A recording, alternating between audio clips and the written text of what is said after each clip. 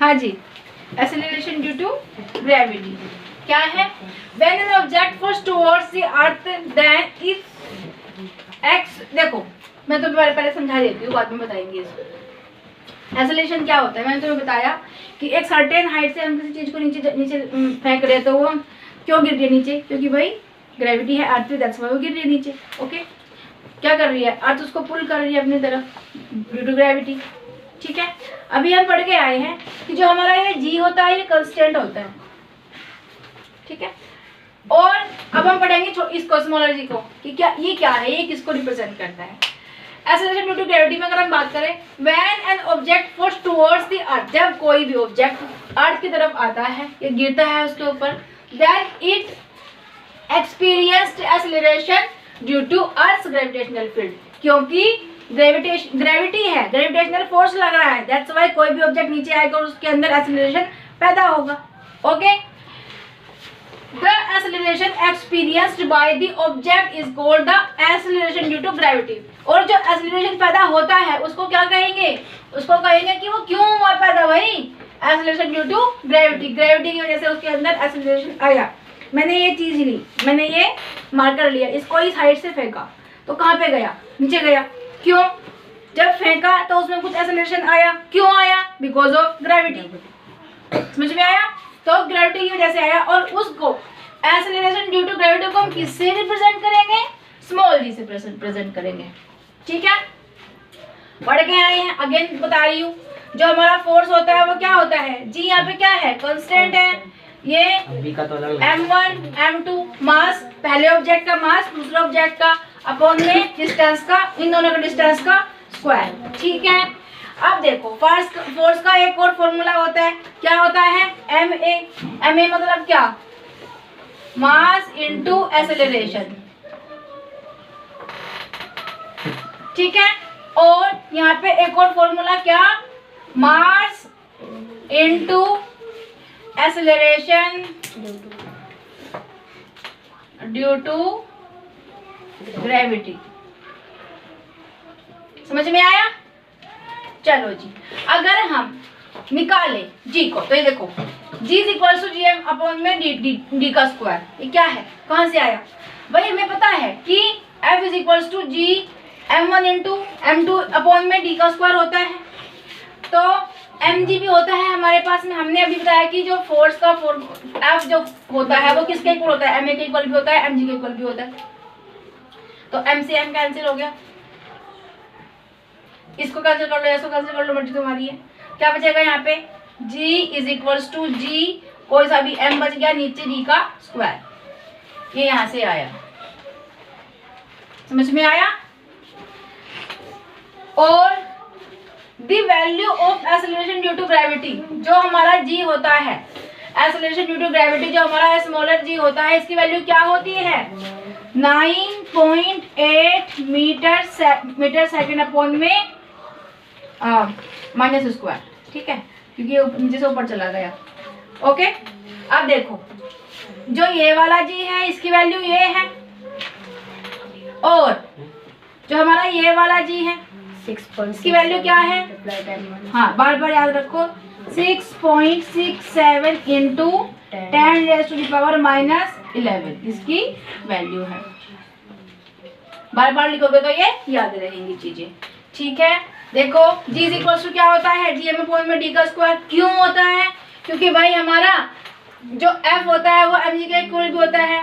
यहाँ पे m से m कैंसिल हो गया, कोई से भी m कैंसिल कर दो, क्या बचेगा? g इंटू m, तो gm लिख सकते हैं अपॉन में डी का स्क्वायर। समझ में आया? चलो जी लिखो इसको भी।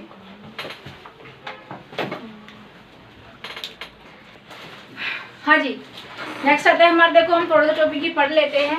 We know that an object experience acceleration during free fall। जब भी कोई चीज फ्री फॉल गिरती है, ऊपर से हम गिरा रहे हैं, अर्थ की वजह से वो नीचे आ रही है, तो क्या होता है? एक्सेलरेशन पैदा होता है। अब देखो, अगर मैं इसको गिराऊं और एक पेपर लेके गिराऊं नीचे पार्क में, तो कौन पहले गिरेगा? क्यों?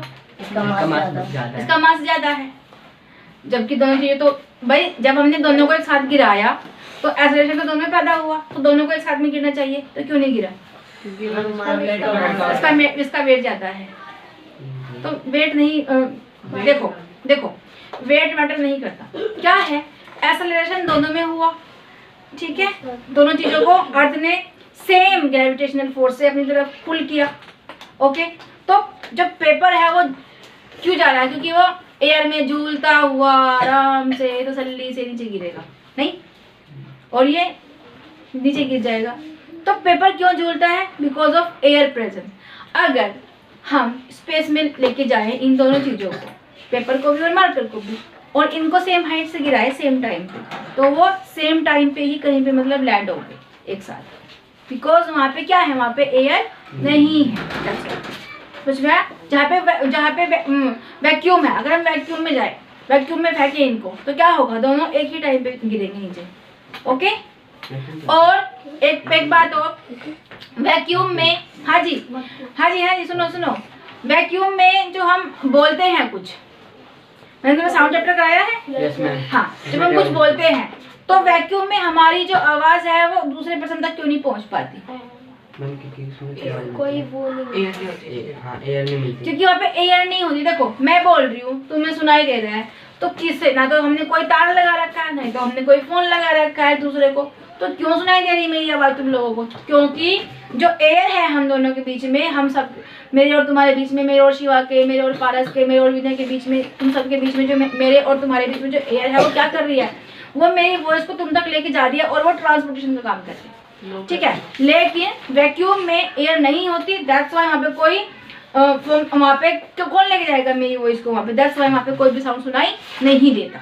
समझ में आया, क्योंकि वहाँ पे एयर प्रेजेंट नहीं होती, दैट्स वाई वहाँ पे एयर प्रेजेंट नहीं होती है। जब हम मार्कर को और पेपर को साथ गिराएंगे तो वो झूलेगा नहीं, वो सेम टाइम पे लैंड होगा, दोनों चीजें। ओके, पढ़ लेते हैं इसको। We know that the object experience acceleration during free fall, जब हम फ्री फॉल कोई चीज गिराते हैं तो वो अर्थ की वजह से, अर्थ की ग्रेविटी की वजह से नीचे गिरती है, क्योंकि उसको अर्थ पुल करती है, अपनी तरफ खींचती है। This acceleration experienced by an object is independent of its mass, ठीक है, इंडिपेंडेंट है भाई, जहाँ मर्जी गिरे।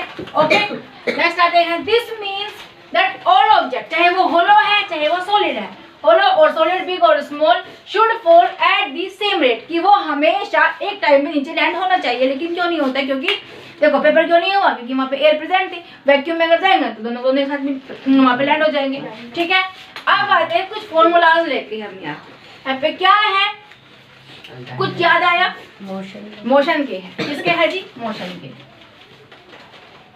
ये फॉर्मूले हमारे मोशन के हैं। अब हम तुम्हारे डिजाइन छोड़ेंगे, यहाँ पे भी यूज करेंगे हम इनको। देखो यहाँ पे v is equals to you plus A T है। v क्या है यहाँ पे, वेलोसिटी। कौन सी वेलोसिटी है, फाइनल वेलोसिटी, ठीक है।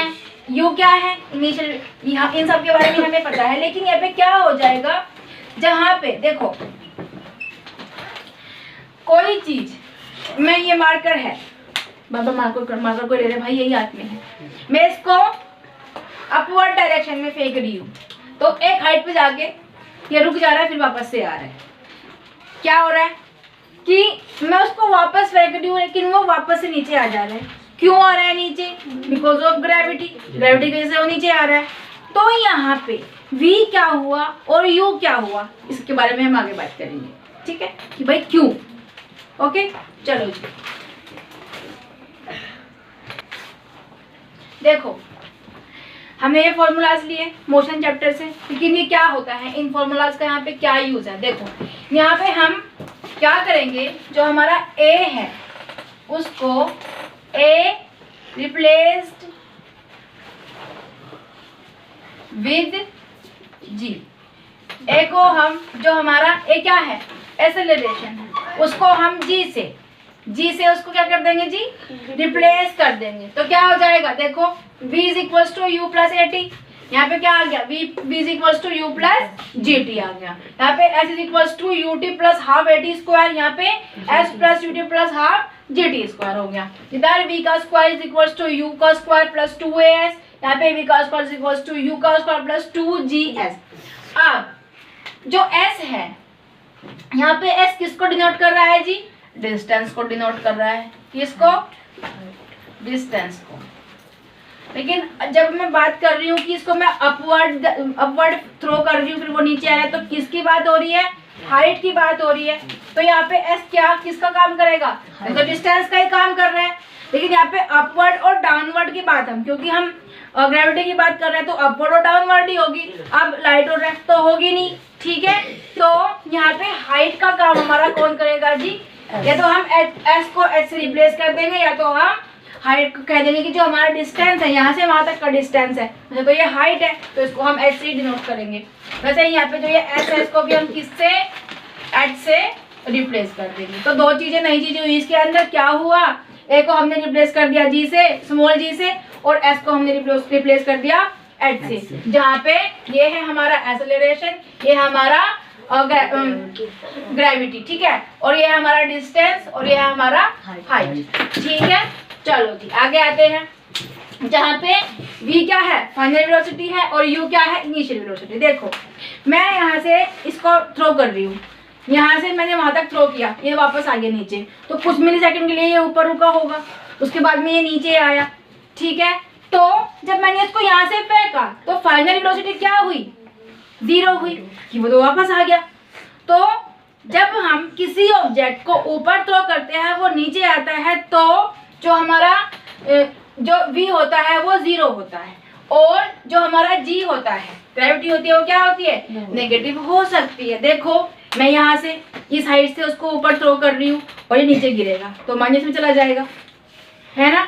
लेकिन अगर हम किसी चीज को ऊपर से नीचे फेंक रहे हैं या वो ऊपर से नीचे गिर रही है, तो क्या हो रहा है? वहां पे u 0 होगा, क्योंकि जो उसकी इनिशियल जो स्टार्टिंग की वेलोसिटी है वो 0 है, ठीक है। दैट्स व्हाई क्या है यहाँ पे, जब हम किसी चीज को ऊपर से नीचे गिरा रहे हैं, जब हम उसको ऊपर फेंक रहे हैं तो उसकी फाइनल वेलोसिटी 0 होगी, और जब हम उसको नीचे वो उसको क्या तो अर्थ खींच रही है तो हम उसको गिरा रहे हैं तो वो चीज गिर रही है। When an object is falling downward, जब वो नीचे गिर रही है तो जी पॉजिटिव होगा, और हमारा इनिशियल वेलोसिटी जो स्टार्टिंग की वेलोसिटी है, जो प्रारंभिक हमारा वेग है, ऐसा कुछ बोलते हैं शायद, प्रारंभिक, ठीक है, तो वो क्या हो जाएगा? 0 हो जाएगा। लेकिन जब हम किसी चीज को ऊपर फेंकेंगे तो क्या होगा? थ्रो अपवर्ड, तो जी हमारा नेगेटिव हो जाएगा। ये चीज याद रखना, जब हम किसी चीज को ऊपर फेंक रहे हैं तो जी हो जाएगा हमारा नेगेटिव, और जब कोई नीचे गिर रही है अर्थ के ऊपर तो जी हमारा पॉजिटिव हो जाएगा। ओके, समझ में आया क्या हुआ? ठीक है, कोई बॉल है, बॉल को हम ऊपर फेंक रहे हैं, एक कुछ सेकंड के लिए वो ऊपर रहेगी, कुछ मिली सेकंड के लिए ऊपर रहेगी, फिर वो नीचे आ जाएगी, तो वो सर्टेन हाइट तक जाएगी, उसके बाद उसको नीचे ही आना है, ठीक है। मैं उसको यहाँ से फेंक रही हूँ, ऊपर फेंक रही हूँ, वो नीचे बिल्कुल जाके मतलब नीचे गिरेगी, ठीक है। तो वो माइनस में भी हो सकता है, दैट्स व्हाई मैंने कहा कि वो नेगेटिव हो सकती है। और जब हम उसको, भाई वो तो ऑलरेडी वो तो वहाँ पे फोर्स लग रहा है, ग्रेविटेशनल फोर्स, ग्रेविटी खींच रही है अपनी तरफ, ठीक है, अर्थ किसी चीज को पुल कर रही है, जब उसको गिराएंगे तो उसको आने नीचे है, तो क्या है? तो जी हाँ हमारा पॉजिटिव रहेगा, और इनिशियल वेलोसिटी हमारी 0 रहेगी, ठीक है। भाई ये बॉल है, इसको हमने ऊपर फेंका, ये यहाँ पे रुकी कुछ सेकंड के लिए, फिर नीचे आई, भाई फेंकी हमने यहाँ से थी और आई यहाँ पे, तो n जो हमारा g है वो नेगेटिव होगा कि नहीं होगा? बिल्कुल होगा। और भाई जो ये हमने यहाँ से फेंका इसको, तो ये जो यहाँ का जो इसका पॉइंट है, जो ये पॉइंट है, ये क्या होगा? जो ये पॉइंट है ये क्या होगा? ये 0 होगा, क्योंकि यहाँ से गया वापस आ गया, ठीक है। अगेन जब कोई चीज यहाँ से गिर रही है, ठीक है, इस पॉइंट से गिर रही है, नीचे नीचे की तरफ गिर रही है, तो यहाँ पे गिरी तो ये तो पॉजिटिव ही होगा ना, भाई गिरी और आके रुक गई। अब ये तो यहाँ पे रुकी और नीचे आ गई वापस, तो ये जो है हमारा, ये हमारा है u और ये है v, तो यहाँ पे v क्या होगा? v 0 होगा, फाइनल जो हमारी क्या बोलते हैं फाइनल वेलोसिटी है वो 0 होगी। और यहाँ पे जहाँ से हमने उसको फेंका है वो क्या है? हमारा u है, इनिशियल वेलोसिटी हमारी 0 होगी, और यहाँ से यहाँ तक का कुछ डिस्टेंस होगा, इसका कुछ इसकी हाइट होगी, तो वो यहाँ पे काउंट हो जाएगी। यहाँ पे कुछ हाइट थी, यहाँ से यहाँ तक की कुछ हाइट थी, लेकिन इन्होंने तो इसको पार कर दिया, नीचे आ गई, तो ये कहाँ चली जाएगी? माइनस में चली जाएगी। यही समझाना चाह रही हूँ मैं कब से, ठीक है, समझ में आया? चलो जिसका हमें कब से इंतजार था, मास एंड वेट। क्या डिफरेंस है दोनों के अंदर? देखो सबसे पहले हम मास पढ़ लेते हैं कि मास क्या होता है। मास ऑफ अ बॉडी, हाँ जी, mass of a body is defined as amount of matter counted in it. अब अगर मैं इसके मास की बात करूं तो इसके अंदर जितना मैटर है वो क्या है, वो इसका मास है। Okay, mass is fundamental universal property है, फंडामेंटल यूनिवर्सल प्रॉपर्टी है। You have the same amount of mass, तुम्हारा जितना मास है उतना ही रहेगा, चाहे तुम कहीं भी चले जाओ, चाहे तुम मून पे चले जाओ, जुपिटर पे चले जाओ, मंगल ग्रह पे चले जाओ, शनि ग्रह पे, कहीं पे भी तुम चले जाओ, तुम्हारा जितना वेट है उतना ही रहेगा। ठीक है, हाँ जी। No matter where you are in the universe, तुम यूनिवर्स में कहीं पे भी हो उससे कोई मैटर नहीं करता, तुम्हारा जितना वेट है वो उतना ही, जो तुम्हारा मास है वो तुम्हारा मास उतना ही रहेगा। ठीक है, the kilogram is the SI unit of mass, mass का एसआई यूनिट क्या होता है जी, किलोग्राम, केजी होता है, किलोग्राम होता है जिसको हम केजी से डिनोट करते हैं। अर्थ अट्रैक्ट्स एवरी ऑब्जेक्ट, अर्थ क्या करती है, सभी ऑब्जेक्ट को अट्रैक्ट करती है विद अ सर्टेन फोर्स, एक फोर्स के साथ। डिपेंड्स ऑन द मास, कि जितना उसका मास है उसके अकॉर्डिंग। ठीक है, of the object and the acceleration due to the gravity, और पता चलता है जैसे कि मैंने बताया था पेपर और हमारा जो मार्कर था, अब कौन पहले गिरेगा, मार्कर गिरेगा। क्यों गिरेगा, उसका मास कितना है। ठीक है, क्योंकि उसका तो उतना ही मास रहेगा, तुम कहीं पे भी ले जाओ उसको। ओके, अब इसका मतलब क्या हुआ मैं आपको समझाऊंगी, तुम्हारे मुझे पता है तुम्हारे ऊपर से जा रहा है सब कुछ। ठीक है, दोबारा पढ़ लेते हैं एक बार। Earth attracts every object with certain force depends on the mass, जो किसके ऊपर डिपेंड होता है, मास के ऊपर। भाई मास के अकॉर्डिंग तो कोई फोर्स लगेगा, जितना हमारा, अब पेपर है, पेपर से तुम फोर्स लगाओगे फट जाएगा। अब ये है, इससे तुम फोर्स लगाओगे तो ये नहीं फटेगा, इसका मास ज्यादा है, पेपर का मास कम है। ठीक है, of the object and the acceleration due to the gravity, हमें पता है कि एक्सेलरेशन तो आएगा ही आएगा क्योंकि ग्रेविटी है।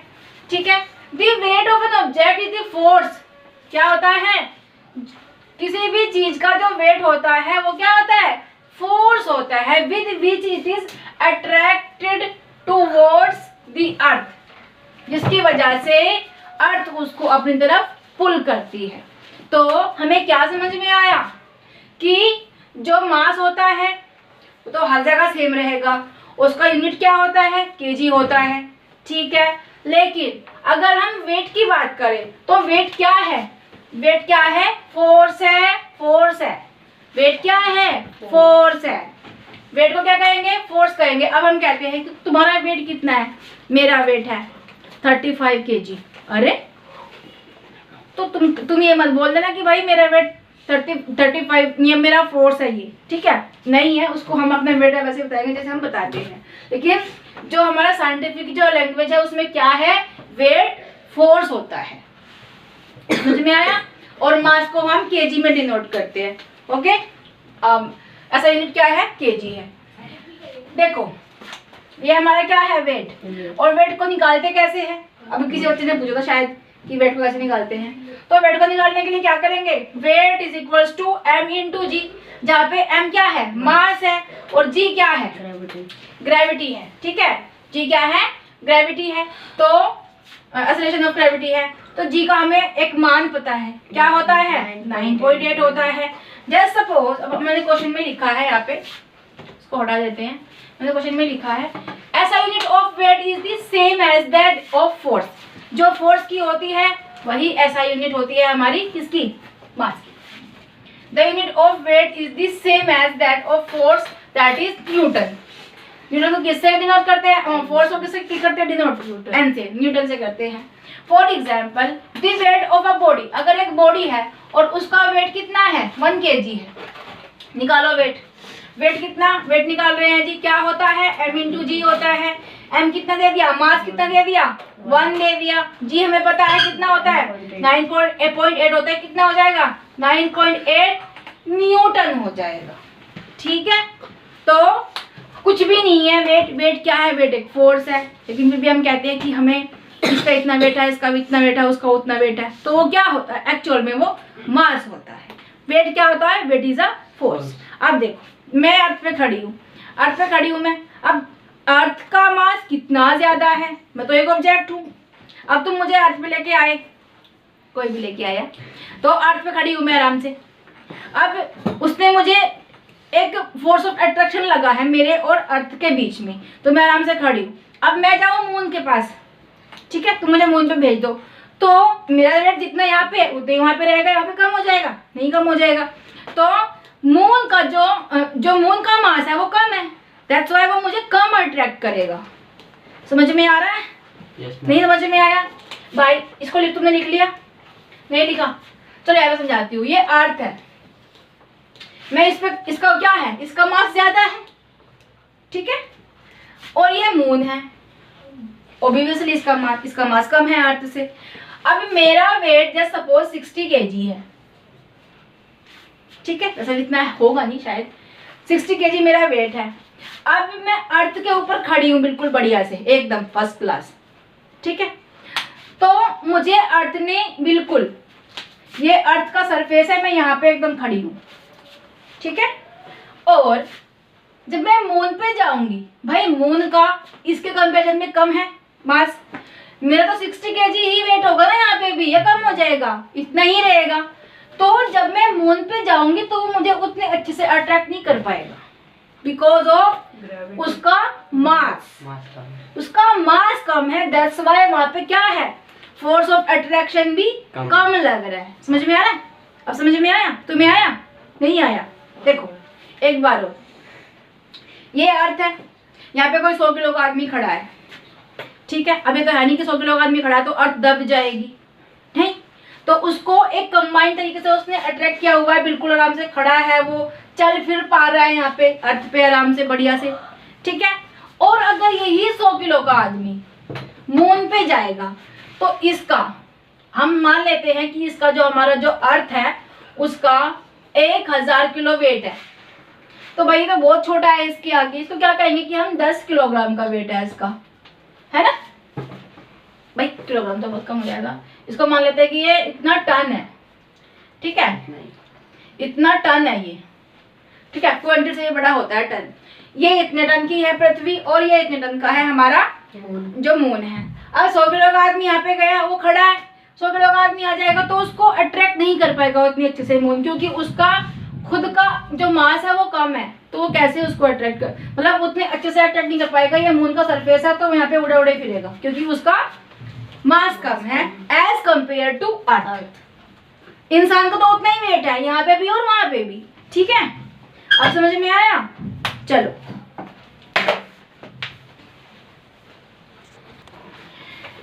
Weight of object on moon, जब बात कर ही रहे हैं मून मून मून मून तो कर ही लेते हैं एक बार। देखो एक्चुअल में क्या होता है, हमने भी पढ़ा कि मेरा जो वेट है वो वेट वही रहेगा जब हम कर रहे थे फोर्स ऑफ अट्रैक्शन की बात कर रहे थे कि ग्रेविटी कितनी है, मास के ऊपर डिपेंड करती है।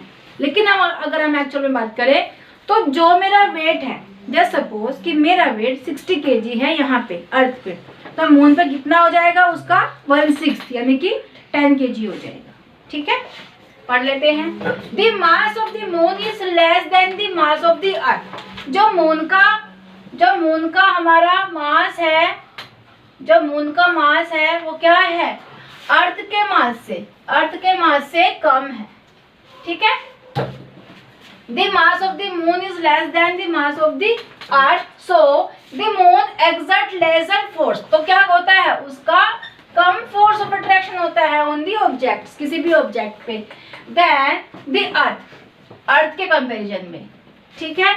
The weight of an object on the moon, और जब मून पे जाता है कोई ऑब्जेक्ट तो क्या होता है, उसका वेट 1/6 ऑफ इट्स वेट, उसके वेट के 1/6 हो जाता है एज कंपेयर टू दी अर्थ। मतलब अगर अर्थ पे कोई चीज 60 kg की है, वो मून पे जाएगी तो उसका वेट 10 kg हो जाएगा। समझ में आया? चलो जी, if weight on earth is 60 kg, then weight on moon is 10 kg। Simple सी बात ये है, ओके। अब पढ़ते हैं हम थ्रस्ट एंड प्रेशर। थ्रस्ट और प्रेशर क्या होता है? The force operating on the body, जब कोई फोर्स लगता है बॉडी पे परपेंडिकुलर। अब देखो मेरे पास में ये मार्कर है, मैं इसे परपेंडिकुलर फोर्स लगा रही हूँ, 90 डिग्री का एंगल बना हुआ है, परपेंडिकुलर खड़ा हुआ है। मैं इसको फोर्स में जितना मर्जी फोर्स लगाऊं, क्योंकि इसका एरिया ज़्यादा है तो क्या होगा, फोर्स लगेगा लेकिन प्रेशर लगेगा, लेकिन वहाँ पे जो काम होगा वो कम होगा। मतलब यहाँ पे जो एरिया है इसका ज़्यादा उतने ही एरिया पे लगाएगा। लेकिन अगर मैं इस निडल की साइड से करूँ तो कितना एरिया कम है, तो अगर हम प्रेस करेंगे तो ज़्यादा इसमें मतलब ज़्यादा वर्क करेगा और जिसका फोर्स है वो ज़्यादा लगेगा। ठीक है, देखो The force operating on a body perpendicular to its surface is known as thrust। इसको क्या कहते हैं? थ्रस्ट कहते हैं। थ्रस्ट क्या है कि जब किसी भी ऑब्जेक्ट पे किसी दूसरे ऑब्जेक्ट का परपेंडिकुलर फोर्स लगता है उसको हम थ्रस्ट कहते हैं। ठीक है, next the SI unit of thrust is Newton. और थ्रस्ट की भी जो एसआई यूनिट होती है वो न्यूटन होती है, जिसको हम एन से डिनोट करते हैं। The force operating on a unit area is known as pressure. और जब क्या कर रहे हैं, the force operating on a unit area is known as pressure. और जब हम किसी को परपेंडिकुलर लगा रहे हैं तो वो क्या हो जाएगा, थ्रस्ट हो जाएगा। दोनों में डिफरेंस समझ में आया भाई? The force operating on a unit, जब हम किसी एरिया पे फोर्स लगा रहे हैं तो उसको क्या कहेंगे, प्रेशर कहेंगे। और जब हम परपेंडिकुलर लगाएंगे एरिया के मतलब एरिया ज्यादा है, अब तुम कोई कील ले लो लोहे की, तो उसका जो ऊपर वाला हिस्सा होता है उसका एरिया ज्यादा होता है एज कम्पेयर टू नीचे वाले हिस्से से। ठीक है, तो ये समझ लो तुम। SI unit of pressure is called pascal. क्या होती है उसकी? एसआई यूनिट पास्कल होती है, जिसको हम पीए से डिनोट करते हैं। और pressure is equals to thrust upon area. अगर हमें प्रेशर निकालना हो, थ्रस्ट और एरिया दे रखा हो तो हम ऐसे निकालेंगे, थ्रस्ट अपॉन एरिया। अगर हमें एरिया निकालना है तो मतलब देखो तुम, तो उसमें प्रेशर दिया होगा, थ्रस्ट अपॉन एरिया हो जाएगा, वो इधर मल्टीप्लाई करके डिवाइड करेगा तो हमारा एरिया निकल जाएगा। ठीक है, the same force acting on a smaller area. और सेम फोर्स, अब देखो मैंने 1 किलो का ये पकड़ा हुआ है, जस्ट सपोज 1 किलो का तो बहुत भारी हो जाएगा, 100 ग्राम का मैंने ये पकड़ा हुआ है, मैंने इसको ऐसे फोर्स लगाया, नो वरी फॉर दैट। लेकिन अगर कोई मैं नेल लेके आऊँ 100 ग्राम की, तो वो कितना फोर्स लगाएगी, बहुत फोर्स लगाएगी, हर्ट भी कर सकती है स्किन को। ठीक है, समझ में आया? तो the same force acting on the smaller area. देखो ये फोर्स लग रहा है ऊपर से, हमने ऊपर से हथौड़ा मारा, हमने हैमर से उसको ठोक दिया ऊपर से। ठीक है, ठोक रहे हैं तो क्या ये किसी सरफेस में घुस जाएगी? जैसे सपोज ये टेबल रखी है, नहीं घुसेगी। लेकिन अगर हम इस नेल को लेके आए और ऊपर से हम उतना ही फोर्स लगा रहे हैं इस पे भी हैमर से, तो क्या ये टेबल में घुस जाएगी? ऑब्वियसली घुस जाएगी, क्योंकि इसका एरिया कम है एज कम्पेयर टू इसके एरिया से। ठीक है, तो क्या है, the same force acting on a smaller area. जब स्मॉलर एरिया होता है तो एक्सर्ट अ लार्जर प्रेशर, तो ज्यादा प्रेशर लगेगा। ठीक है, एंड अ स्मॉलर प्रेशर, जब कम प्रेशर, जब हमारा लार्जर एरिया है तो प्रेशर कितना लगेगा? कम लगेगा। बस ये कह रहे हैं, ये तो हम डेली यूजेस में अपनी लाइफ में इस चीज काम को करते रहते हैं। ठीक है, समझ में आया? चलो, हाँ जी, प्रेशर इन फ्लूइड्स। अब देखो सॉलिड की तो हमने बात कर ली, नेल की बात कर ली, मार्कर की बात कर ली, उसके एरिया की बात कर ली कि कम एरिया होगा तो ज्यादा प्रेशर लगेगा, ज्यादा एरिया होगा तो कम प्रेशर लगेगा, चाहे तुम सेम ही फोर्स रख लो वहाँ पे। ठीक है, तो सॉलिड में तो होता ही है, तो क्या प्रेशर फ्लूइड में भी होता है? तो देखो भाई, जैसे सपोज कि हमने एक बकेट भर ली वाटर से, ठीक है, इसके अंदर वाटर भरा हुआ है इतना, और अपने यहाँ पे छोटे छोटे छेद कर दिए, इस तरह से होल कर दिए, तो क्या हो जाएगा? सबसे ज्यादा प्रेशर कहाँ पे है? वाटर का, यहाँ पे है, तो ये सबसे ज्यादा दूर जाएगा, ऐसे ये ऐसे जाएगा और ये ऐसे जाएगा। ठीक है, तो यहाँ पे भी फोर्स लग रहा है भाई, प्रेशर है तभी तो पानी बाहर आ रहा है, अदरवाइज वो अंदर ही रहेगा। तो देखो दे एक्सर्ट प्रेशर, भाई लगाते हैं प्रेशर, कौन, सॉलिड और गैस भी। तुमने गैस को देखा होगा, गैस को कैसे देखेंगे, गैस को तो हम देख ही नहीं पाएंगे, लेकिन जब हम किसी बैलून को उसको उसमें हम एयर ब्लो कर रहे हैं तो क्या होगा, वो फूलता रहेगा फूलता रहेगा फूलता रहेगा, और जब ज्यादा उसके अंदर एयर हो जाएगी तो क्या हो जाएगा, वो ब्रस्ट हो जाएगा। तो हमें उससे क्या पता चल रहा है कि जो गैस है अंदर जाके जो बैलून है उसकी वॉल्स पे क्या कर रही है, प्रेशर लगा रही है, दैट्स व्हाई वो फट जाता है बाद में। ठीक है, चलो, they exert pressure on the surface because of their weight. जो सॉलिड होती है वो क्या करती है, अपना प्रेशर लगाती है क्योंकि उसका वेट होता है। फ्लूइड्स की अगर हम बात करें, यहाँ पे गैसेस और लिक्विड दोनों की बात हो रही है। ठीक है, दे ऑल्सो हैव वेट, तो इनका भी वेट होता है। भाई तुम खाली बैलून ले लो, उसके अंदर एयर फिल करके फिर बैलून ले लो, तुम्हें पता चलेगा कि उसका वेट कुछ तो इंक्रीज हुआ है। ठीक है, therefore they exert pressure, that's why वो भी क्या करते हैं, प्रेशर एक्सर्ट करते हैं। मैंने तुम्हें एग्जांपल दे दिया, बकेट का दे दिया और बैलून का भी दे दिया। कोई पॉलिथीन ले लोगे तो उसमें तुम्हें उस बात का पता चल जाएगा। ठीक है, ऑन द सरफेस एंड, किसी भी सरफेस पे ये भी अपना प्रेशर जो है वो एक्सर्ट करते हैं। And the wall of the container, और उस कंटेनर की वॉल्स पे जहाँ जिसके अंदर वो रखे हुए, इन विच दे आर पुटिंग, जहाँ पे वो रखे हुए, जिस बर्तन के अंदर लिक्विड या फिर गैस रखे हुए हैं उसकी क्या करते हैं, वॉल्स पे वो क्या करते हैं, प्रेशर एक्सर्ट करते हैं। ये हमें पता चलता है क्योंकि उनका भी वेट होता है, इसीलिए वो इस काम को कर पाते हैं। ठीक है, चलो जी, अब ये होता है बाउंसी। ये क्या होता है, इसमें देखो, when an object is immersed, छोटी सी बात समझो, जस्ट सपोज कि हमने एक बकेट वाटर ले लिया और इसके अंदर हमने वाटर यहाँ तक फिल किया हुआ है, और इसमें हमने कोई टॉय जो हल्के वेट का है उसको हमने अंदर तक डुबा दिया, और हम थोड़ी देर के बाद देखेंगे कि क्यों वो यहाँ पे ऊपर फ्लोट करेगा। क्यों, क्योंकि जो लिक्विड है वो एक फोर्स लगा रहा है कि तू ऊपर जा। अब क्यों लगा रहा है, पढ़ते हैं। देखो, when an object is immersed, जब हम उसको डुबा देते हैं, immerse का मतलब है डुबा देना उसको, in a fluid is experienced an upward force, तो क्या होता है वहाँ पे, अपवर्ड डायरेक्शन में फोर्स लगता है, जिसको हम क्या कहेंगे, buoyant force कहते हैं। This property is called buoyancy and upthrust, उसको हम upthrust भी कह सकते हैं और buoyancy भी कह सकते हैं। ठीक है, It depends upon the density of the fluid, ये किसके ऊपर डिपेंड करेगा, उसके जो फ्लूइड है उसकी डेंसिटी के। देखो, मैंने ये टॉय लिया, ये बकेट वाटर की है, ये वाटर भरा हुआ है इसके अंदर, मैंने ये टॉय लिया, ये इसके ऊपर फ्लोट कर रहा है, क्योंकि इस टॉय की डेंसिटी इस वाटर की डेंसिटी से कम है, इसलिए ये ऊपर आ गया। अगर मैं इसके अंदर कोई हैवी चीज, कोई अपने बैंगल डाल दूं, तो बैंगल तो हैवी होती है, तो क्या है, इससे क्या पता चला कि जो बैंगल की डेंसिटी, मैंने इसके अंदर बैंगल डाली तो क्या करेगी, सिंक करेगी अंदर जाके।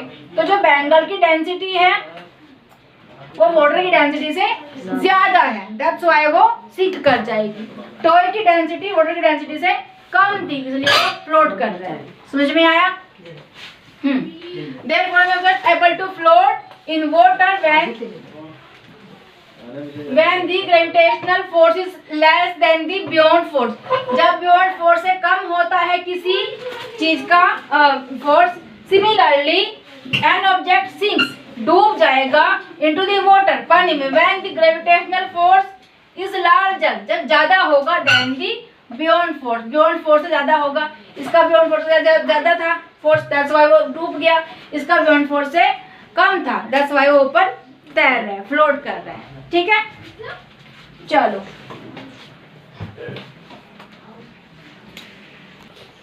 नेक्स्ट है हमारा फ्लोट एंड सिंक। ये क्या है, द कॉक floats while the nail sink. देखो, जैसे मैंने तुम्हें बताया कि हमने एक बकेट में वाटर लिया, इसमें हमने कॉक डाली।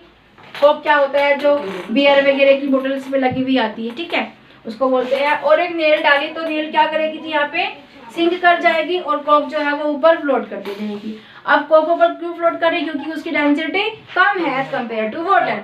और नेल किस लिए डूब जाएगी, क्योंकि उसकी डेंसिटी ज्यादा है एज कम्पेयर टू वाटर, और उस पर क्या कर रहा है, बियॉन्ड फोर्स भी नहीं लग रहा है। ओके, बियॉन्ड फोर्स से ज्यादा इसका क्या है, फोर्स है। ठीक है, द कॉक फ्लोट्स व्हाइल नेल जो है वो क्या कर देती है, सिंक कर देती है, और जो कॉक होती है वो फ्लोट कर रही है। ठीक है, this happens because of the difference in their densities. क्या है, इन दोनों की डेंसिटी में फर्क है, दैट्स व्हाई। ठीक है, the density of Coke is less than the density of water. मैंने क्या बताया कि कोक की डेंसिटी जो है वो कम है as compare to density of water. This means that the upthrust of water, तो उसमें वो क्या कर रहा है, अपथ्रस्ट वहाँ पे वाटर का जो अपथ्रस्ट लग रहा है वो काम कर रहा है वहाँ पे और वो ज्यादा है।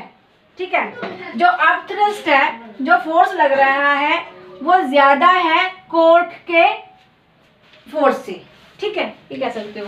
तो upthrust of water on the Coke is greater than the weight of the Coke. जो इसका वेट है, इसका वेट कोक का, ठीक है, इसका वेट है, इसके वेट से ज्यादा क्या है, अपथ्रस्ट फोर्स ज्यादा लग रहा है उसके वेट से। दैट्स व्हाई वो क्या है, वो ऊपर की ऊपर ही रह गई।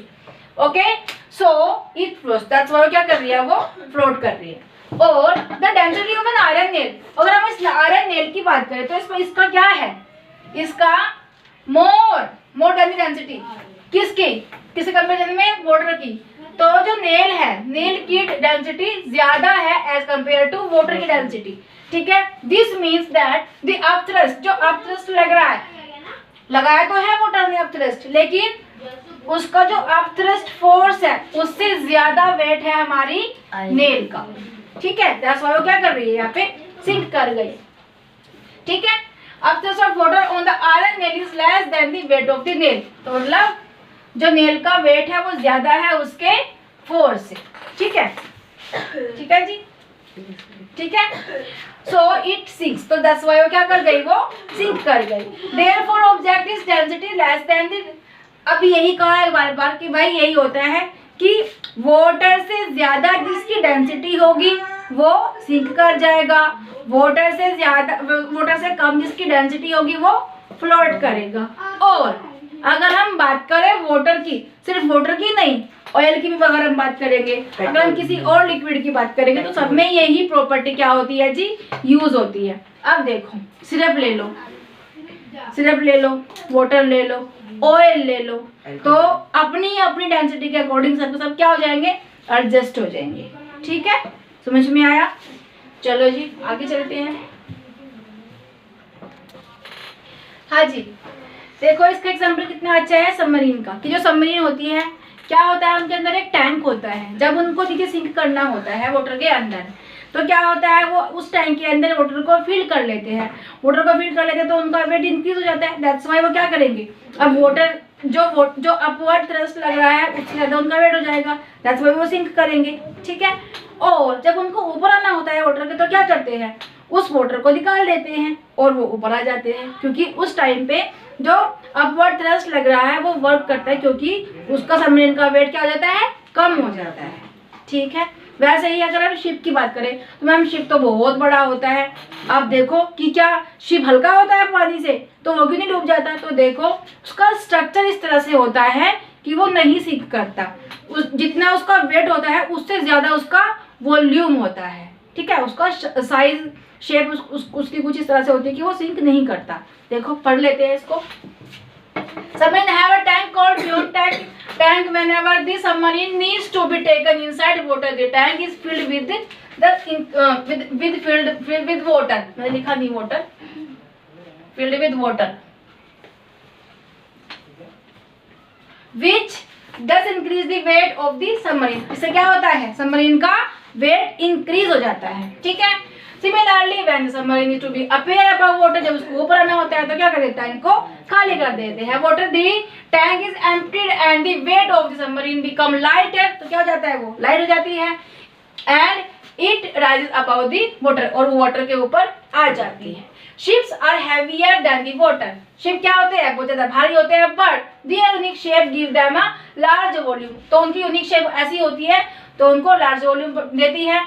There volume is larger than their weight, और उसकी वॉल्यूम जो होती है वो उसके वेट से काफी ज्यादा होती है। And has the water displace, तो उसका जो अपथ्रस्ट जो लगता है वहां पे वो पूरा लगता है by a ship provided with a right upthrust, वहां पे एकदम सही अपथ्रस्ट लगता है, so that it can float on the water. That's why ship क्या करता है, वाटर के ऊपर फ्लोट कर सकता है। समझ में आया? ये आते हैं क्वेश्चन ऐसे ऐसे भाई। चलो हाँ जी, अब ये है हमारा आर्चिमेड्स प्रिंसिपल। ये क्या होता है, Archimedes principle state that when the body is partially और fully immersed in the fluid. अब जस्ट सपोज कि हमने बकेट रख ली वाटर की, बार बार बकेट ही रख रहे भाई, और ये पूरी फिल है यहाँ तक, ठीक है। जब हम इसके अंदर कुछ डालेंगे, कुछ क्या डालेंगे, अगर हम उसके अंदर अपने हाथ भी डालेंगे तो कुछ वाटर नीचे आ जाएगा, ठीक है, आ जाएगा ना। अब is it experiences an upward force that is equal to the weight of the fluid displaced by it। तो अब हमें कैसे पता चले कि जो हमने हाथ डाला उसको कितना फोर्स है, हमने जो उसके अंदर ऑब्जेक्ट रखा उसका कितना फोर्स है। तो भाई जितना वाटर बाहर आया उतना ही उस पे फोर्स लगा है, ठीक है। या फिर ये एक बकेट रखी, तुम्हें समझ में नहीं आया शायद, एक बकेट रखी है, इसमें यहाँ तक वाटर है, ठीक है। चलो जी, हमने उसके अंदर कुछ वेट डाला, कुछ चीज डाली उसके अंदर, तो क्या होगा, कुछ तो इंक्रीज होगा वाटर का लेवल।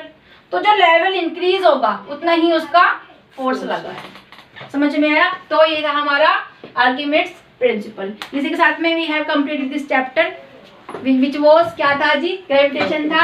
अच्छा लगा, समझ में आया? सारे के सारे टॉपिक्स तुम्हें समझ में आए?